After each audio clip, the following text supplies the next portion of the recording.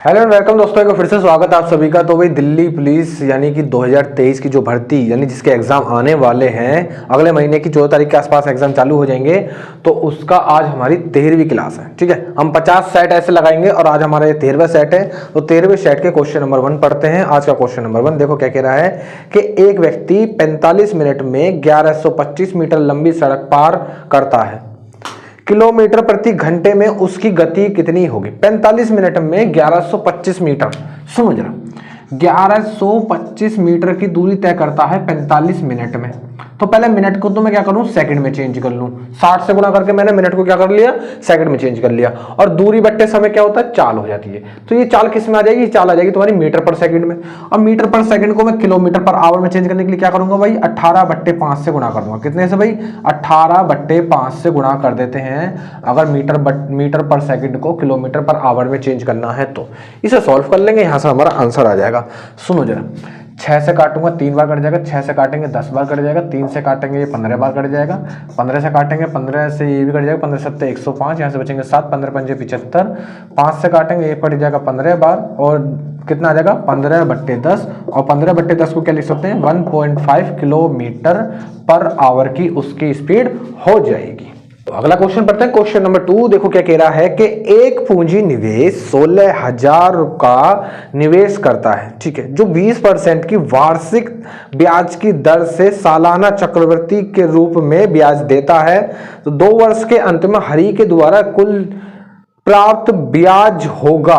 ब्याज बताना कितने रुपए पर, 16,000 रुपए पर। करने के बहुत सारे तरीके हैं, है ना। एक तरीका और देख लेते हैं, जैसे देखो 20% वार्षिक दर है। कितनी परसेंट वार्षिक दर है, 20% वार्षिक दर है। हमसे बोल रहा है चक्रवृद्धि ब्याज की बात, तो सक्सेसिव से निकाल सकते हो। एक तरीका सक्सेसिव से निकाल लो, है ना। सक्सेसिव से कैसे निकालोगे, सक्सेसिव क्या कहता हूं, 2 साल का है तो 20 + 20 + 20 गुना 20 और बट्टे में 100, 2 0 से 2 0 कैंसिल हो जाएंगी। तो 20 और 20 कितना होता है, 40, 40 और 4 कितना हो जाएगा भाई, 44, यानी 44% निकाल दोगे। एक तो तरीका ये होता है कि 16,000 का कितने परसेंट निकाल देंगे, 44% निकाल देंगे। तो निकाल दो भाई, निकाल दो जरा। 2 0 से 2 0 काट दूंगा, 1 0 ऐसी कैसी आ जाएगी।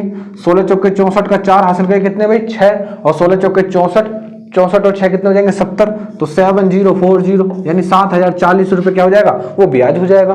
अगला क्वेश्चन पढ़ते हैं, क्वेश्चन नंबर 3 देखो क्या कह रहा है कि 67% अंक उत्तीर्ण अंकों की तुलना में 190 अंक अधिक हैं, जबकि 27% अंक उत्तीर्ण अंकों की तुलना में 50 अंक कम है। तो पूर्णांक बताना है। सुनो जरा, हमने मान लिया कि वो पूर्णांक x है, x नंबर का पूर्णांक है। पूर्णांक का मतलब कितने नंबर का पेपर है। तो x का अगर वो कितने परसेंट लाता है, अगर x का 67% यानी कि 67% लेकर के आता है, ठीक है, अगर x का 67% लेकर के आता है तो ये पासिंग मार्क्स से कितने ज्यादा है, 190 अंक ज्यादा है। यानी इसमें से अगर मैं 190 घटा दूंगा तो ये पासिंग मार्क्स हो जाएंगे।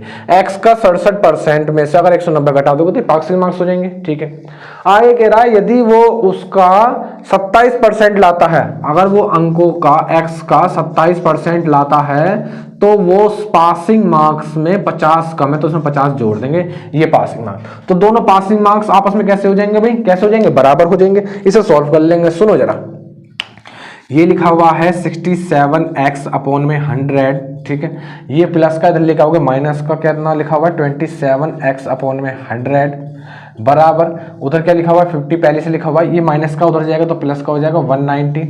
ठीक है, यहाँ पे देखो एलसीएम लोगे 100 एलसीएम आ जाएगा।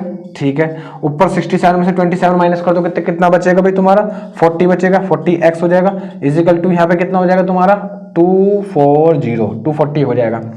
1 0 से 1 0 कट जाएगी, 4 से काटोगे कट जाएगा 6 बार, यानी x की वैल्यू कितनी हो जाएगी 600, इसका राइट आंसर आ जाएगा। यानी वो पूर्णांक कितने का हो जाएगा भाई, 600 का वो पूर्णांक हो जाएगा।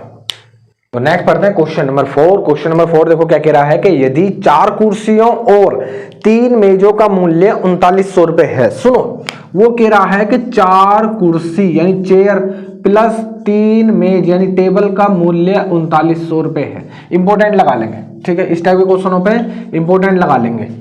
आगे क्वेश्चन पढ़ेंगे, आगे कह रहा है और 3 कुर्सी और 2 मेज का मूल्य 2700 रुपए है। 3 कुर्सी प्लस 2 मेज का मूल्य कितना रुपए है भाई? 2700 रुपए है। ठीक है, आगे हमसे पूछ रहा है तो एक कुर्सी और एक मेज की कीमत कितनी होगी। सुनो जरा किस तरीके से करते हैं इस टाइप के क्वेश्चनों को। एक कुर्सी और एक मेज का मूल्य पूछ रहा है तो सिंपल है, तो भाई इसमें से इसे घटा दोगे तो एक चेयर आ जाएगी, प्लस इसमें से इसे घटाओगे तो कितना आ जाएगी? एक टेबल आ जाएगी, और उसका मूल्य कितना हो जाएगा? इसमें से इसे घटा दोगे 1200 रुपए। इसका राइट आंसर हो जाएगा। कितना आंसर आ जाएगा भाई? 1200 रुपए इसका राइट आंसर आ जाएगा। यानी एक चेयर और एक टेबल का मूल्य कितना हो जाएगा? 1200 रुपए हो जाएगा। तो अगला क्वेश्चन पढ़ते हैं, क्वेश्चन नंबर 5। देखो क्या कह रहा है कि 8104 और 25,152, 8104 और 25,152 का हमको HCF बताना है। तो HCF निकालने के तरीके तुमने कई सारे सीख रखे होंगे। ये 2 नंबर दे रखे हैं, 8104। ठीक है, तो सबसे पहले क्या दिखाई दे रहा है कि सबसे पहले दिखाई दे रहा है इसको 4 से भाग कर दो, इसको भी 4 से भाग कर दो, यानी दोनों 4 से चले जाएंगे। तो 4 दूनी 8, ना जाने की 0। ठीक है, एक जाएगा नहीं 4 से, तो 4 दूनी 8 हो जाएगा। फिर यहाँ बचेगा 4 छिंग 24 हो जाएगा। 4 से इसे काटेंगे, 4 छिंग 24, यहाँ से 1 बचेगा, 4 दूनी 8 हो जाएगा, यहाँ से 3 बचेंगे, 4 अट्ठे 32, 4 अट्ठे 32 हो जाएगा। अब कितने से काट सकते हैं? अब इसे 2 से काट देंगे, तो 2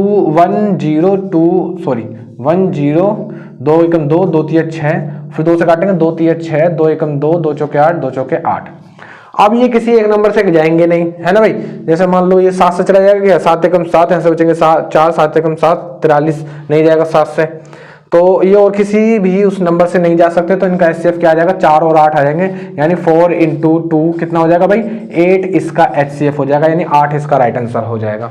अगला क्वेश्चन पढ़ते हैं, क्वेश्चन नंबर 6। देखो क्या कह रहा है। क्वेश्चन नंबर 6 मैंने सामने लिखा है और इसका मान हमको बताना है। सुनो जरा किस तरीके से करेंगे।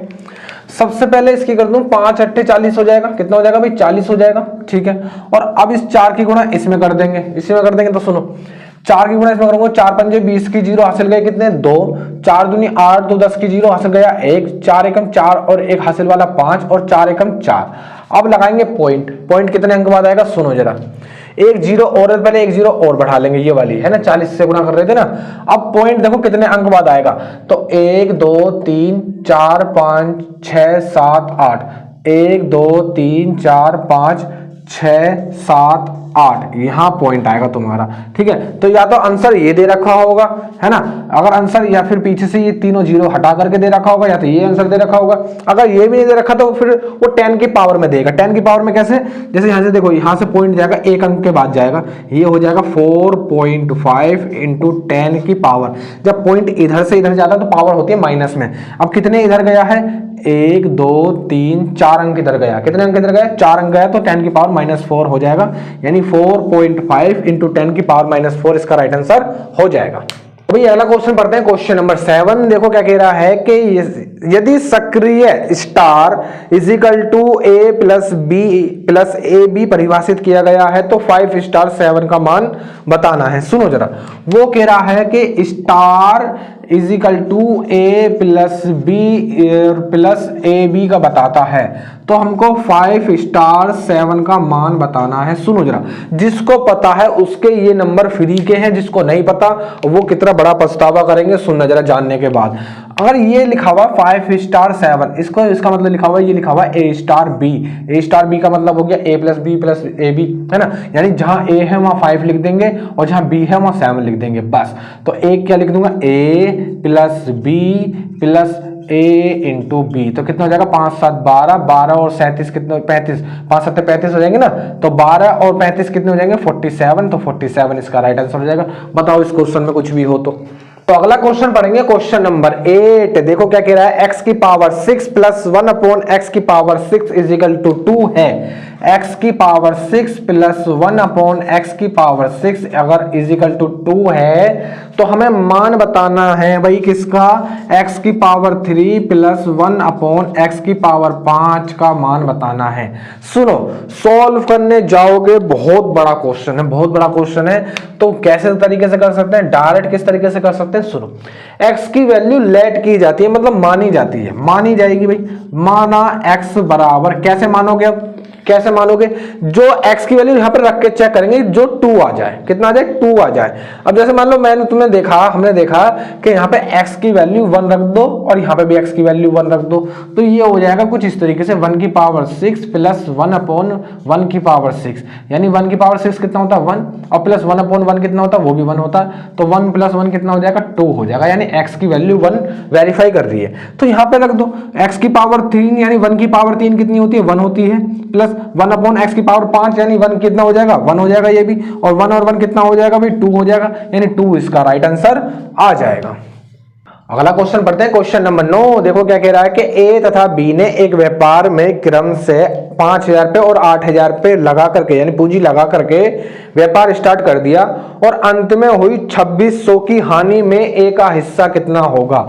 सुनो जरा, ये रहा ए और ये रहा बी, ठीक है। इसने लगा दिए 5,000 रुपए और इसने लगा दिए 8,000 रुपए, बिजनेस स्टार्ट कर दिया।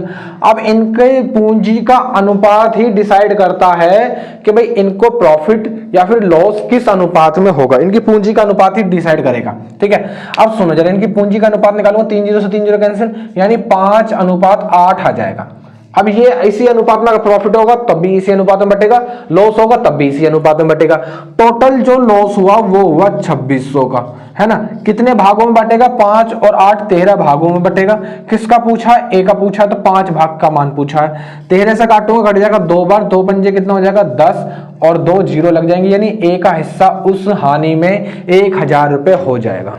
तो अगला क्वेश्चन पढ़ते हैं, क्वेश्चन नंबर 10। क्वेश्चन नंबर 10 सामने लिखा है, इसका मान हमें बताना है। सुनो जरा, इसका मान हम कैसे निकाल सकते हैं? मुझे एक चीज बताओ, ये लिखा हुआ 64 और यहाँ पर पावर -2/3 लिखी हुई है। क्या मैं अंदर पावर 3 बना सकता हूँ कैसे भी, ताकि मेरी बट्टे वाली पावर कैंसिल हो जाए? तो तुम कह रहे हो भाई इसको लिख लो 4 की पावर 3 लिख सकते हैं। 4 की पावर 3 का मतलब कितना होता है? 64, और ऊपर क्या लिखा हुआ? -2/3, और इंटू यहाँ पे क्या लिखा हुआ है? ये लिखा हुआ 1/4 की पावर -2। ऐसे ही रहने दो, कोई दिक्कत नहीं है। अब सुनो जरा, 3 से 3 कैंसिल हो जाएगा, ठीक है। तो ये हो जाएगा 4 की पावर -2 इंटू 1/4 की पावर -2। दोनों के ऊपर क्या भाई पावर जो है वो सेम चढ़ रही है, तो इसका क्या कर सकता हूँ? दोनों के ऊपर एक साथ पावर चढ़ा सकता हूँ, यानी 4 इंटू 1/4 की पावर -2। भाई इसके ऊपर भी -2 पावर चढ़ रही है, इसके ऊपर भी पावर -2 चढ़ रही है, तो मैंने अलग अलग पावर न चढ़ा करके एक साथ पावर चढ़ा दी, कोई दिक्कत थोड़ी है। 4 से 4 कैंसिल हो जाएगा, तो कितना बचेगा? 1 की पावर -2, और 1 की पावर कितनी भी लिख लो तो उसका आंसर 1 ही आता है। माइनस में भी कितनी लिख लो, प्लस में भी कितनी लिख लो, तो 1 इसका राइट आंसर हो जाएगा। अगला क्वेश्चन पढ़ते हैं, क्वेश्चन नंबर 11। सुनो कि पीटर किसी कार्य के 2/3 भाग को 10 दिन में पूरा कर सकता है, तो उसी कार्य के 3/5 भाग को वो पूरा कितने दिनों में कर देगा? सुनो जरा, वो कह रहा है कि किसी काम के 2/3 भाग को करने में कितने दिन लेता है? वो 10 दिन लेता है, ठीक है। तो यानी मैं यहां पे अगर मैं 1 की गुणा कर दूं, ठीक है, और 1 की गुणा करने के बाद क्या होगा? उसके द्वारा लिया गया एक काम को पूरा करने में लिया गया समय कैसे निकालेंगे? जो नीचे है वो ऊपर, जो ऊपर है वो नीचे।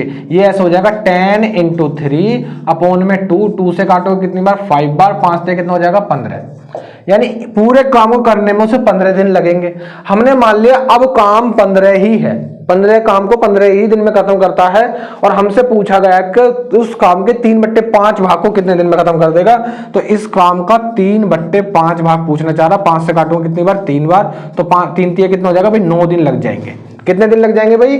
9 दिन लग जाएंगे उसको खत्म करने में। अगला क्वेश्चन पढ़ते हैं, क्वेश्चन नंबर 12। क्वेश्चन नंबर 12 मैंने सामने लिखा कह रहा है कि 4 3 5 2 7 अगर 9 से विभाजित है तो स्टार के स्थान पर क्या आएगा, यानी स्टार का मान क्या होगा? देखो 9 का नियम ये कहता है कि तुम्हें जो भी संख्या दी है सभी के अंक जोड़ो, है ना, सभी के अंक जोड़ो, और वो 9 के टेबल में आना चाहिए, यानी 9 से वो विभाजित होना चाहिए। जैसे कि 4 और 3 7 5 12, 12 और 2 14, 14 स्टार को छोड़ देंगे, 14 और 7 कितने हो गए? 21। अब 21 में स्टार की जगह पर और ऐसा कितना रखा जाए कि वो 9 के टेबल में आ जाए? 21 में कितना जोड़ने पर वो 9 के टेबल में आ जाएगा? तुम कह रहे हो भाई 21 के बाद जो 27 आता 9 के टेबल में, यानी इसमें 6 जोड़ना पड़ेगा, ठीक है। 6 जोड़ने के बाद ये कितना हो जाएगा? 27 हो जाएगा। 27 9 से विभाजित होता है, तो स्टार की वैल्यू कितनी हो जाएगी? 6 हो जाएगी, यानी कि 6 इसका राइट आंसर हो जाएगा। अगला क्वेश्चन पढ़ते हैं, क्वेश्चन नंबर 13। देखो क्या कह रहा है, किसी वर्ग के विकर्ण की लंबाई x सेंटीमीटर है तो वर्ग का क्षेत्रफल बताना। वर्ग के विकर्ण की बात करता हूं अगर मैं, तो वर्ग के विकर्ण का फॉर्मूला क्या होता है भाई? वर्ग का विकर्ण अगर मुझे निकालना है, जैसे मान लो ये मेरे पास एक वर्ग बना हुआ है, ठीक है, ये एक वर्ग बना हुआ है और इसकी एक भुजा a सेंटीमीटर या फिर a मीटर की है, तो इसका विकर्ण क्या हो जाएगा? इसका विकर्ण हो जाएगा √2a, है ना, √2 इंटू भुजा, और मुझे निकालना है क्षेत्रफल। वर्ग का विकर्ण दे रखा है क्वेश्चन नंबर 30 में, x सेंटीमीटर दे रखा है, यानी वर्ग का विकर्ण हो जाएगा x, तो बराबर हो जाएगा √2a। यहां से भुजा निकाल लो, तो भुजा निकालूंगा तो a बराबर कितना हो जाएगा? x अपॉन में √2, ठीक है, ये हो जाएगी भुजा। अब भुजा निकालनी है तो वर्ग का क्षेत्रफल का फॉर्मूला क्या होता है भाई? वर्ग का क्षेत्रफल क्या होता है? वर्ग का क्षेत्रफल होता है भुजा का स्क्वायर। क्या होता है? भुजा का स्क्वायर, यानी कि x बाई √2 का स्क्वायर। x बाई √2 का स्क्वायर कर देंगे तो x का स्क्वायर करूंगा तो x स्क्वायर ही आएगा, और √2 का स्क्वायर करेंगे तो कितना आता है? 2 आएगा, यानी इसका आंसर कितना आ जाएगा? x स्क्वायर बाई 2 इसका राइट आंसर हो जाएगा। अगला क्वेश्चन पढ़ते हैं, क्वेश्चन नंबर 14। यदि x का 10% y के 20% के बराबर है तो x रेशियो y का मान हमको बताना है। बड़ा ही आसान क्वेश्चन है। क्या कह रहा है? x का 10% y के 20% के बराबर है, ठीक है, तो यहां से x अपॉन y की वैल्यू निकाल लो, सिंपल क्वेश्चन है। इसके क्या करेंगे? x y को उठा करके इधर ले आओ, ले आए भाई। अब सुनो, 1 0 से 1 0 काट दी, ठीक है, उधर क्या बचेगा? उधर 2 बचेगा, नीचे इधर क्या बचेगा? 1 बचेगा, यानी इसको लिख सकते हैं x रेशियो y बराबर 2:1। क्या आ जाएगा? 2:1 इसका राइट आंसर हो जाएगा। तो अगला क्वेश्चन पढ़ते हैं, क्वेश्चन नंबर 15। देखो क्या कह रहा है कि अंडे की कीमत में 50% की वृद्धि होने के कारण 24 रुपए में 4 अंडे कम मिलते हैं।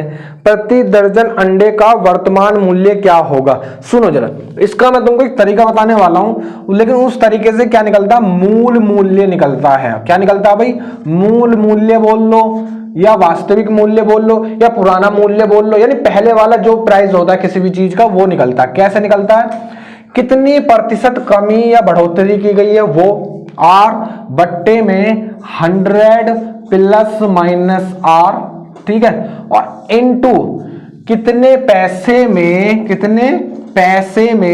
कितनी चीज खरीदी जा रही है। बस इसको तुम याद कर लोगे, अभी के अभी एग्जाम में बहुत काम आएगा ये क्वेश्चन। आर क्या है भाई? कितने प्रतिशत बढ़ोतरी की गई है या फिर कमी की गई है, ठीक है, 100 तुम्हें पता ही है। अब अगर देखो बढ़ोतरी की गई है तो प्लस वाला, अगर कमी की गई है तो माइनस वाला, फिर कितने पैसे में वो कितनी चीज अधिक या कम खरीदी जा रही है वो उसकी बात कर लेंगे। अब क्वेश्चन नंबर 15 देखो क्या कह रहा है, अंडे की कीमत में 50% की वृद्धि करने के कारण। अब 50% क्या हो जाएगा? आर की वैल्यू हो जाएगी 50 बट्टे वृद्धि कर रहे हैं तो क्या ले लेंगे? प्लस वाला फॉर्मूला, तो 100 प्लस आर, 100 प्लस 50 कितना हो जाएगा? 150 हो जाएगा। 100 प्लस 50 कितना हो जाएगा? 150 हो जाएगा। आगे देखो कह रहा है, आगे कह रहा है 24 रुपए में 4 अंडे कम मिलते हैं, ठीक है। क्या कह रहा है अभी? 24 रुपए में पैसे कितने हो जाएंगे? 24 रुपए, और कितनी चीज? 4 अंडे की बात कर रहा है, 4 अंडे कम मिलते हैं। सुनो इसे सॉल्व कराओ। 50 से काटूंगा 3 बार कट जाएगा, 3 से काटेंगे 8 बार कट जाएगा, 4 से काटूंगा 2 बार कट जाएगा, यानी कि 2 रुपए जो आए हैं ये तुम्हारे एक अंडे का पुराना वाला प्राइस आ गया। एक अंडे का पुराना वाला प्राइस आ गया। क्वेश्चन ने हमसे पूछा है तो अब वर्तमान में 1 दर्जन अंडे का मूल्य कितना होगा। अगर मैं वर्तमान मूल्य की बात करूं, एक अंडे की वर्तमान मूल्य की बात करता हूं तो वो कितना हो जाएगा? सुनो, पहले था 2 रुपए, अब उसमें बढ़ोतरी हो गई है 50% की, तो 150% हो गया। 50 से काटूंगा 3 बार, 50 से काट देंगे 2 बार, 2 से कट जाएगा, यानी अब अंडे का प्राइस हो गया 3 रुपए। 3 रुपए का एक अंडा है तो एक दर्जन में 12 अंडे होते हैं, तो 12 अंडे का प्राइस कितना हो जाएगा भाई? 36 रुपए हो जाएगा। बस यही चीज उसने पूछी है, तो 36 रुपए के एक दर्जन अंडे आ जाएंगे। तो भाई आज का सेट में एक यही क्वेश्चन मुझे थोड़ा दमदार सा लगा कि हाँ भाई इसमें थोड़ा सा मजेदार हुई चीज होनी चाहिए, वरना आज के सेट में तो सारी चीजें वही हैं जो लगभग तुम पीछे सीख के आ चुके हो। अब क्या चीज बचती है? तुम्हारी लगातार प्रैक्टिस प्रैक्टिस प्रैक्टिस, है ना, और उसी प्रैक्टिस के लिए हम ऐसे ऐसे 50 सेट और सोल्व करेंगे। तो इसमें यहाँ पे ये चीज हमको मजेदार लगी, इस क्वेश्चन में मजा आ गया, और इसको तुम याद कर लोगे अभी के अभी, क्योंकि एग्जाम में ये काम आएगा। तो आज के लिए इतना ही, अब मिलते हैं तुमसे नेक्स्ट क्लास में।